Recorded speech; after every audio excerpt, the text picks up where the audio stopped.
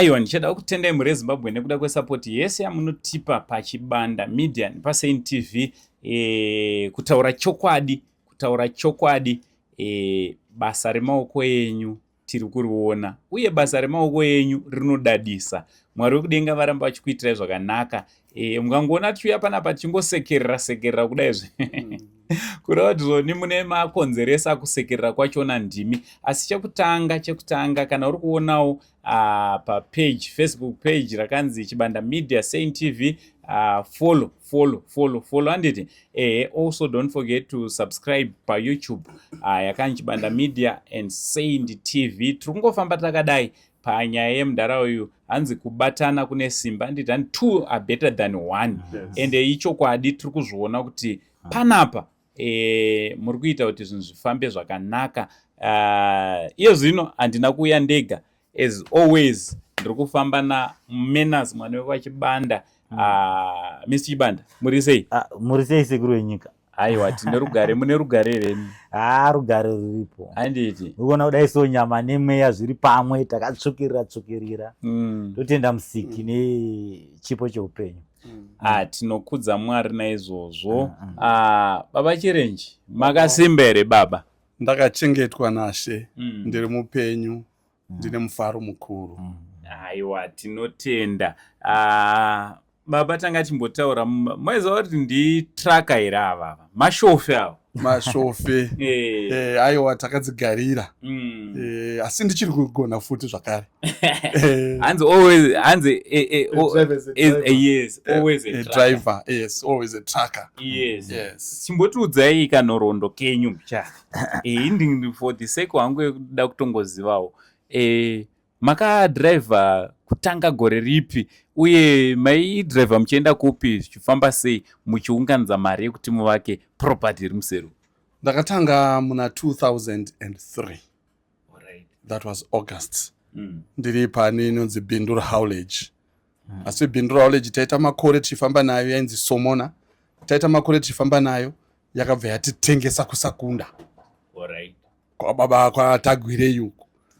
Ikoko ndo kwatakazodhonza. Takazvuva. Taizvuva mafuta chete, hatina kumbozvuva bulk.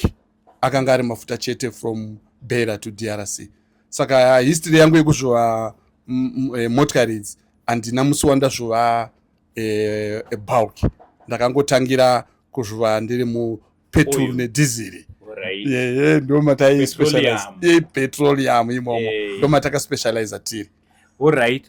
Kureva kuti maitova mwezi kuti pakuzvuva mafuta pane matsamba akawanda, kana kune driving inobhowaka ndeyekuzvuva mafuta. Ini ndakatomboda kuzvuva mafuta. By the way, ndaitombova utraka kaidi. Waitombova traka? Takadhonza ngoro paDurban apa, zvokutoti vanhu vanenge vachidriva matraki kwana Durban nechitoseka. Yes, pakuzvuva mafuta panoda zvakawanda. Panoda iwowe munhu number one your responsibility. Nokuti mafuta ari risky. At any time motikari inogona kungotsva. Waitawo zvimakosi zvanaHescam. Zvakawanda zvimakosi zvataita hatichazviziva nokukura. Asi zvimapepa zvachini tinazvo. Tinazvo. Asi but yaiva risky kutakura mafuta because itime bomb raunenge wakagarira. Noti kutakura chete. Because waizoenda kunorara wakatsamira futi mafuta. Wairara mukebhu muya, mafuta chichivira kumashure. Nguva ine yekupisa ukasvika pachirundu, unoona moto uchiti vai pamusoro petenga, iwe unenge wakarara imomo. Saka unoziva kuti driver anotora mariski akawanda. And at one time taenda muDRC, mazuva edu atakadriva isusu muDRC manga musina kugadzikana zvakanaka. Maitosvika dzimwe nguva dzokuti rori richipfuura wainzwa dzichirira kumashure kwerori. Futi. Kana kuti paunonopaka pacho unonzwa dzichiti kodo urimo. Asi because inoziva kuti traka, kana munhu anzi traka anoita mumwe mwoyo, anoshanduka mwoyo wake. Traka wese hana mwoyo wemunhu. Ane mwoyo wakasimbarara kudarika mwoyo wemunhu. Amenti mwoyo wakasimbarara ndewechi. Vamwe vanoti pamwe ndeweshumba nekuti inomhanya kudarika dzimwe mhuka. Ane mwoyo weshumba. Asi it's dangerous. Ndambonzwa zvefoniwe. Saka aiwa ndinotenda ndakararama. mumozambique manga mune matsanga aingoita zvaanoda at any given time uyezve parodhi ipapo panga pane vakomana vaihijeka motikari dzemafuta yaigona kuhijekwa 40,000 liters dzotoenda truck iri rinenge rakatakura 40,000 ma 44,000 ma 40,000 yes mamwe ma 38,000 aiwa unenge wakasenga unenge wakatakura baba unenge wakatakura baba aiwa takazvuva takaatakura takaatakura DRC inotiziva, Zambia inotiziva, Tanzania inotiziva, Malawi inotiziva, Mozambique inotiziva, South Africa inotiziva, Botswana inotiziva, takapinda mese imomo tichizvuva matraki. Chibanda, uri kuinzwa kanyaya yaMudhara kuti Mudhara kuti chinhu chiri mukati umu chivakwe hanzi pakange vakanga vakatsamira rufu everyday.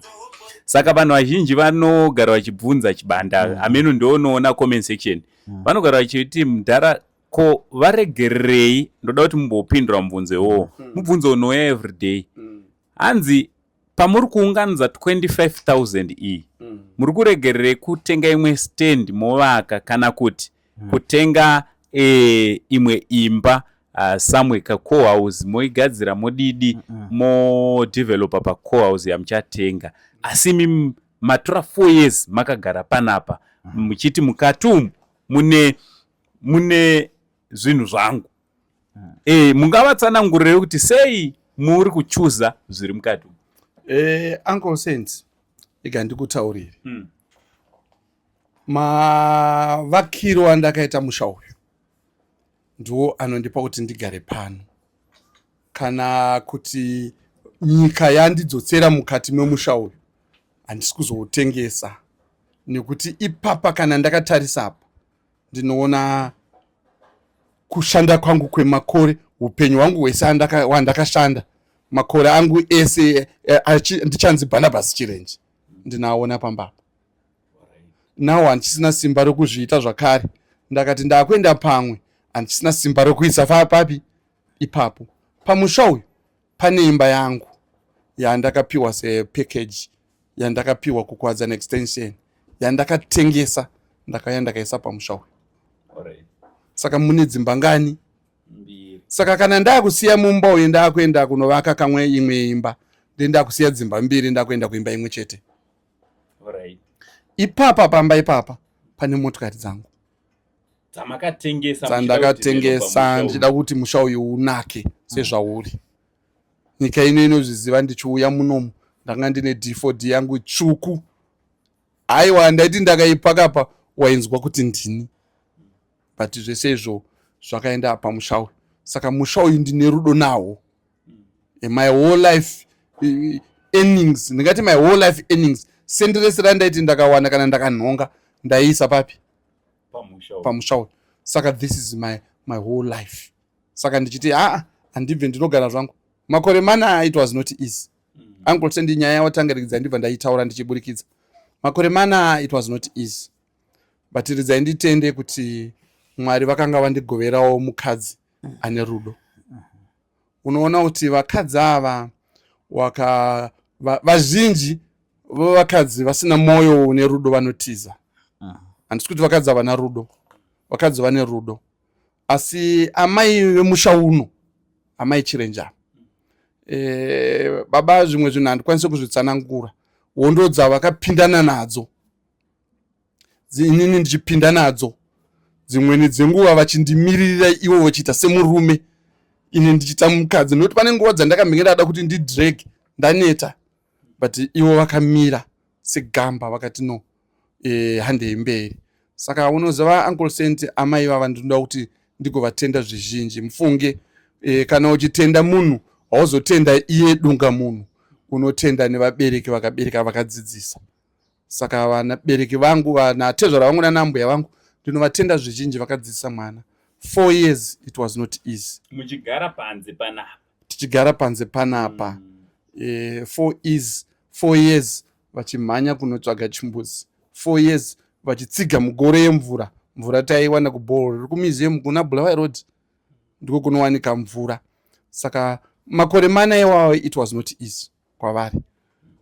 Saka Uncle Send ndoda kuvatenda, ndochida kutenda zvakare muri yeZimbabwe ana amai vose, unoza ana amai vose makatikoshera mufunge, makationa tichirimbinyuka kunzoku ndimi, makationa tichirimbinyuka kunzoku ndimi, saka zvoreva kuti imimi munofanira kutiita kuti tirimbinyuke. Saka ndoda kuvatenda ana amai vose, ndoda kuvatenda. Pana ana amai vamwe vauya pano vokuchechi, ana amai vatungamiriri vachivapawo simbiso kuti aiwa mwana simba, zvinoita sechete zvinonaka nemiteuro yaiswa. Vana amai ndo vaiuya vachinamata zvizhinji, handisi kuti ana baba vakanga vasingauyi. Kazhinji taiona ana amai vaiuya vachinamata.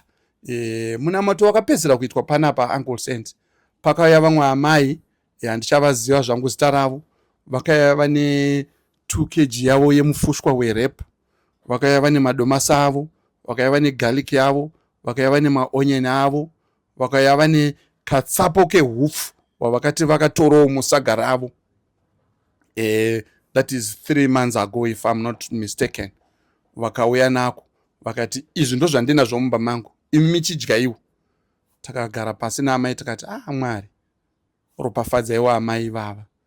Vakabva vabuda zvavo vakabva vaenda, takasara takadya, hatina mboti mufushwa, takadya nekuti takaziva kuti zvauya naamai vauya vazvita nerudo. Saka ndoda kuti nditenda ana amai vose vari muno muZimbabwe kuti vana amai munotigonera mufunge. Makaona baba rakasunga tai, musafunga kuti kugona kwababa. Uncle Send smart dzese dzamunorova idzi, there's a woman behind. Saka ana amai avo toda kuvatenda, toda kutenda amai chirenje zvizhinji nevabereki vavo. Zvichida vangadai vakati zvaiva mwanangu watambudzika dzoka, asi waiona mbuya vaiuya vachihumburuka ipapa, atezvera uchiuya vachihumburuka ipapa voti aiwa shinga mwanangu gara. Vatagara. Ndine vabereki vangu, amai vangu nababa vangu aEderina, avo tinovati aEderina. Aiwa ndinovatenda zvizhinji, minamato yavo yanga yakasimba nguva dzese. Havagona kunyatsofamba, asi vaiti kana vasvika ipapa pakunamata apa vaipfugama vonamata. Saka ndangoti nditende vanhu ivava. Vakawanda mufunge zvenyu Uncle Send, asi ndiri kutenda kuna ana amai nhasi. Ndichazotenda dzimwe hama dzose, asi ana amai ndoda kuvatenda whole world. Kana ndichiti amai ndikureva whole world, kuti mose ana amai makandikoshera. Minamato yenyu yamaisa yakasvika, takainzwa. Ndinotenda Uncle Send. Chibanda, yes, over to you say. Ndadzamirwa nemashoko ataurwa pano, amashoko ari kuratidza kuti ana mai musakangano zvakare kuti tinotoiti our motherland, kureva kuti upenyu hwedu haugone kubvarurwa kana kuseparatwa kubva pana ana amai. Ungada kutiwo kudii kushoko rataurwa navachirenje? Ichokwadi, vana amai vakakosha. Ndosaka uchiona kana munhu paanorohwa, kana paanochema, paanorwadza, anochema achiti amai kani. Hapana anombochema achiti baba we, baba we, handivaiziva. Saka vana amai, aiwa matendo. Ndo zvandingade kutaura ipapo. Ichokwadi, ndichingoda kutsinidzira kuti ana maika bhondi ratinaro neanongonzi mai rakakurisa. Ndanzwa kuti pano patakagara pakadyarwa minamato. Minamato yakadyarwa panguva yayaidyarwa, pamwe pachona yaita sekunge isina zvairi kuita, isina simba, but ndiko kumwe mamwe mabukira ave kuitika yezvino. Kutogara kwatakatoita panapa, kutogara kwawakaita uchiona this video, it's as a result of someone akauya akadyara munamato. Havana kungodyara munamato panapa badzi, asi chinhu chinonzi munamato chiri spiritual. Vamwe vakadyara vari kupi, vamwe vari kuUK, vamwe vari kupi, vamwe vari, and ana mai even now pamadonations ari kuuya, vana mai muchanoona kuti namba yakakura ndiana mai.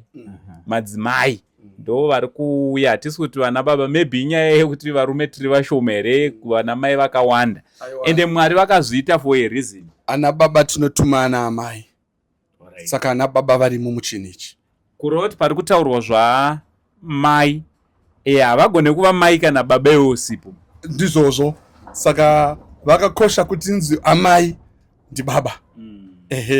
Asi wana amai vanozoenda ne extra step.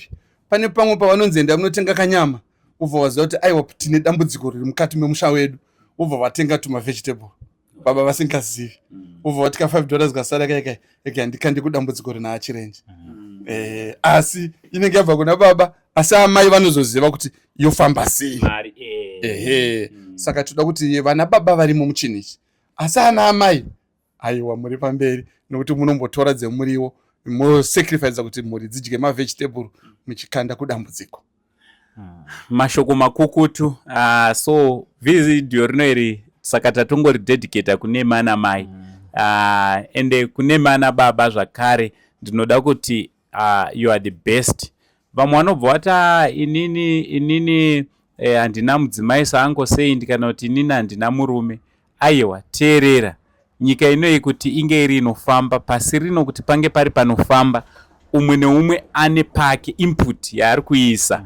Iwewe pane zvaunotoisa input, pane zvaunotoisa effort yako, ipapo tiri kukuti aiwa a big shout out to you. Tiri kuti aiwa imimi ndimunoita kuti zvinhu zvinge zvinodi zvinofamba.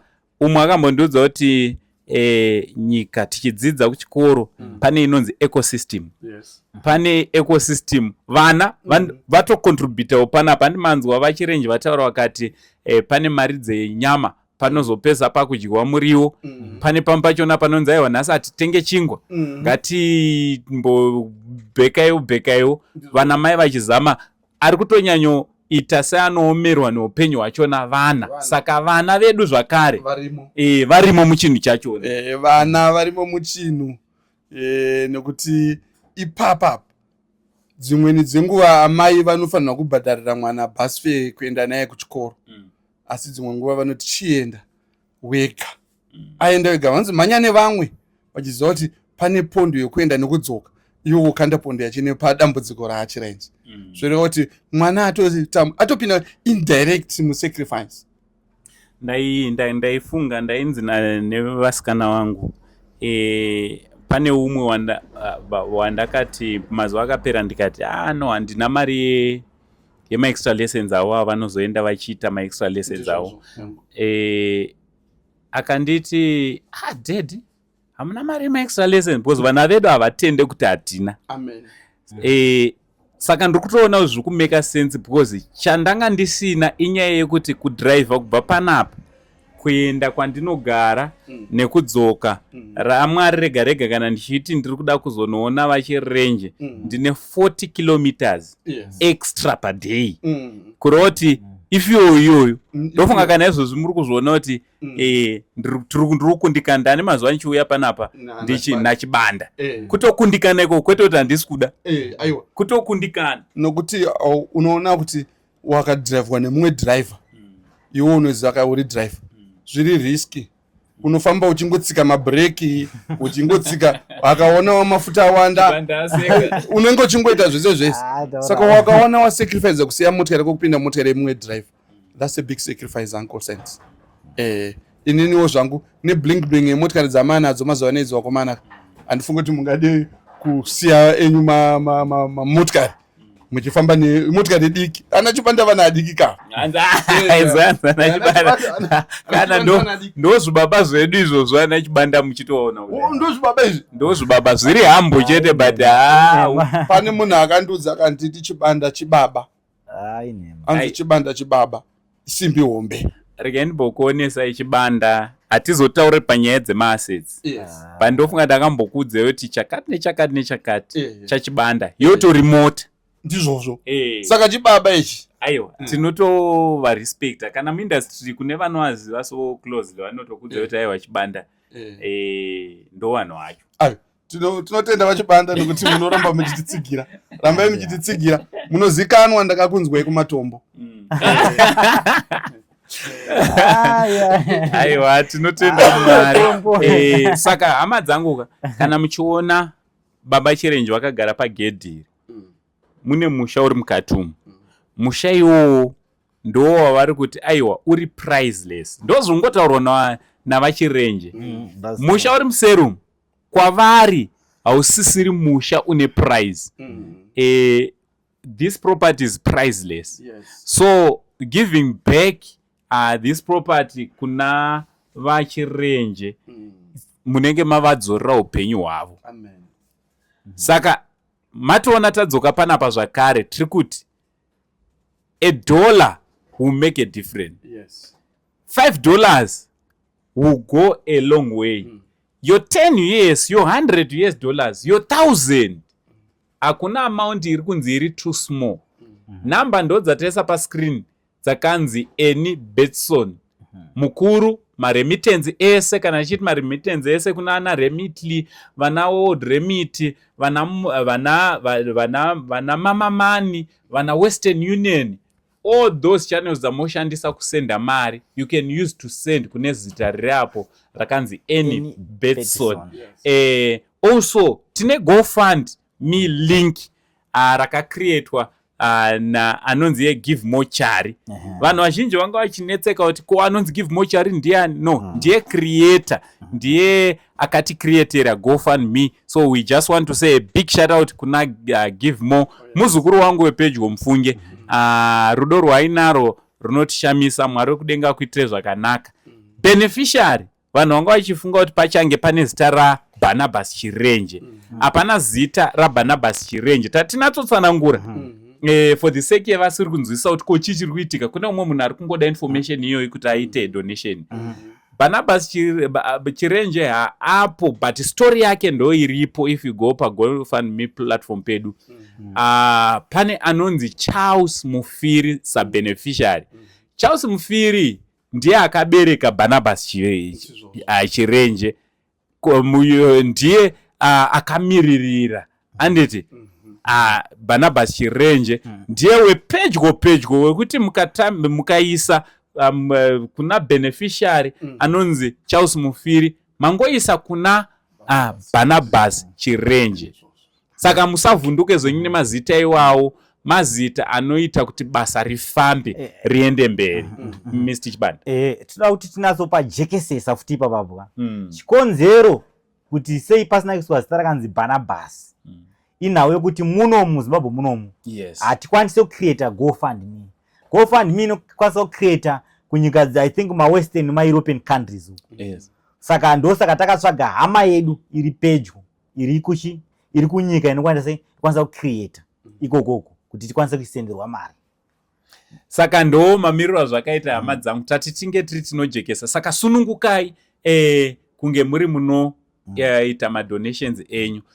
Mr. Chibanda, garai matiudza kuti tichipeta zvedu kuti mari yedu yese yave pamari.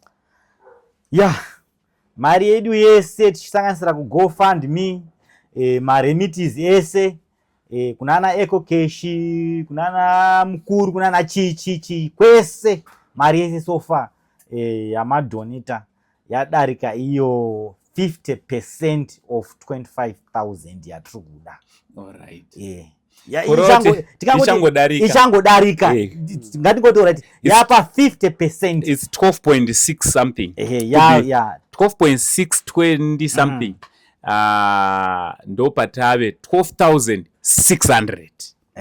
To be exact, anditi 12,600. Aiwa, indoda umbokomberera maoko enu. Tinodada nemi vakakosha nokuti mazuva atapinda muchinhichi nepatava nhasi nepfuma yaunganidzwa samudza cheni kuchikoro ndo dzataiti it can't, because ndofunga nhasi tamuzuva rechi9 kana ndisiri wrong, muzuva rechi9 taita 12,500 which is 50%. Saka wakadivida 9 nekusvika ku50%, 50% into 9 unobvaona kuti it can't, asi kwavari zvaita. Saka vakakoshesesa vaita kuti zvinonzi hazviite zviitike. Saka vakakosha mhuri yeZimbabwe.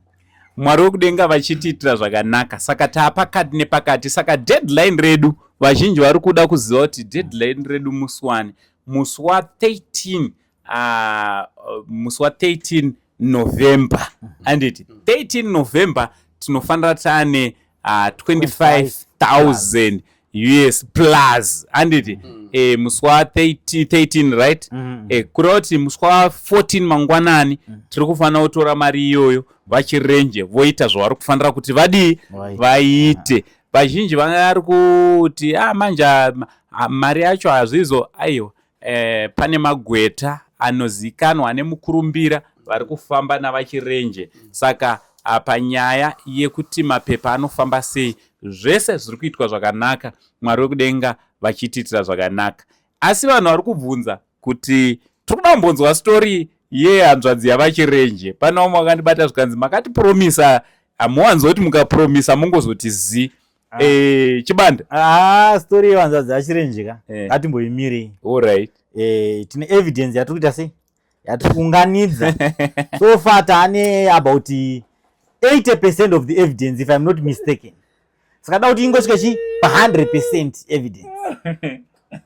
Hai kuuya iri kuuya msachke. Murikona ndiri kuseka ka. Ndiri kutongonakidza haku kuti chimoto kechi.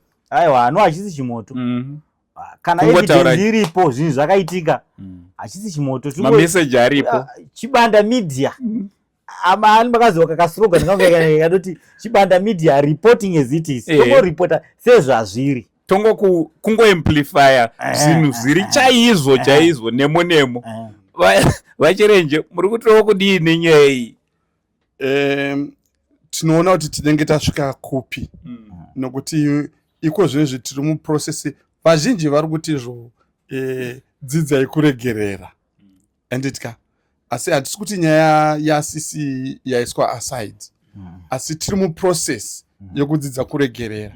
Kana Mwari vatendedza, imi minyika matendedza, isusu tichanzwa kwamuri kuti toita go ahead here kana kuti toita ruregerero. Ango ngatizoite video tichibvunza ivo vateereri ava kuti nyaya yaCC yobuda here kana ndiregedza kubuda, vanhu vovhota. Toona kuti namba ichati yes yakakura sei, namba ichati no yakakura sei. Tobva taita saizvozvo. Saka uye zvakare vanhu vari kuaccuswa panyaya iyi tichawapowo zvakare platform yekuti varesponde, nekuti isi through media chedu tinobalancisa masaidi ese. Alright, kuti vari kunzi ndivo vakaita zvakadai, tichapa vanhu mukana. Munhu wese achapiwa mukana. Vachaburitsawo evidence yavo yezvavari kutaura, vachaburitsawo evidence yavo yedefense, vachaburitsawo defense side ravo. Also tichazodana vamwe vepanapa anditi vepamaplatforms vecomment section majaji vanoti toda kuuyawo kuzoita video panyaya iyi. Pakupedzisira tichakukokai mouya togara pasi motaura maonero enyu, because tikaita nyaya idzidzi tikasambodana ava Chibanda hatina zvatinenge taita. Nyaya iyi mukupedzisira ava ndo vanofanira kupfiga kutaura kuti inzi yavharwa. Isusu chatinozwa ndechekuti kukereke kwandinopinda inini postori yekwedu yekwakuruga inonzi mukuru ndiaipedzisira kunge maelda muombe ndiaisa ngoni. Saka imimi ndimi maelda vaombe, ndimi vatinotarisira kuti muchaisa ngoni panyaya inoyi. Mwari wekudenga vachitiitira zvakanaka. Thank you very much. Mwari wekudenga vati vachikudi vachikukomborerai. Chibanda, shoko rako rekupedzisira Sawira. Rega nditende futi sekutenda kwamaita kuti maita basa, muri kuita basa, vese vari kuita se vari kumira nesu, vari kusapota Chibanda neSaint TV, vari kusapota mudhara wedu. Chingotiwo rambai muchilike nekushare mavideos edu kuti aonekwe pamasocial media endo zvakasiyana-siyana. Nditika kuita kuti video rakaenda viral rinoreach vanhu vakawanda, mudhara anowana help nekukasika. Ndichiti nyaya yamai, nyaya yasister, nyaya yasister iri kuuya, garai matenga madata bundles. I think for now it's lockdown. Baba Chirenje, shoko renyu ranhasi. Shoko rangu ranhasi ndiri kuti mwoyo wangu uri kufara, asi mufaro wandinawo uri kubva kwamuri. Saka chishuwo changu kuti mufaro wangu urambe uchipfachukira, unopfachukira nekuda kwenyu. Ndinokutendai, ndinotenda amai Chirenje nokumira neni kwavari kuramba vachiita, nenyika yose, pasi rose. Inini maoko angu noramba ndichingodzosera manja kuti aiwa, rambai makadaro, rambai makamira neni. Ndinokutendai. aiwa ndofunga manzwa amashoko amakuru pazuva ranhasi. Mwari wekudenga wakuitire zvakanaka. Ndoda kuti ndingokuudzai kuti isusu sekutaura kwandinogara ndichiita takafanana nehove. Hove inogara mumvura, mvura yachona ndimi. Hove haigone kuita manyawi yobva yazvisvipa kubuda mukati memvura nekuti inooma. Isusu mukatirasa mukatisiya, especially patasvika apa, tinokwanisa kuzosvika pakuomerwa zvikasafamba zvakanaka. So kune vasati vaita madonations avo, wankwai muri munoita madonations enyu pazita riri pascreen, Mwari wekudenga achikukomborerai, Mwari wekudenga, Mwari wenyasha zhinji achikuitirai zvakanaka. GoFundMe link redu ririmo zvakare mudescription. Zita rangu riri pachitupa, ndinonzi Uncle Saint, Chigotwe, mumba mana mai venyu, chanzvadzi chamama. Aiwa, iyi yamunoti Motherland ihanzvadzi yangu. Tinotenda. Aiwa, for now ngati tichi. Much love and God bless. Yes.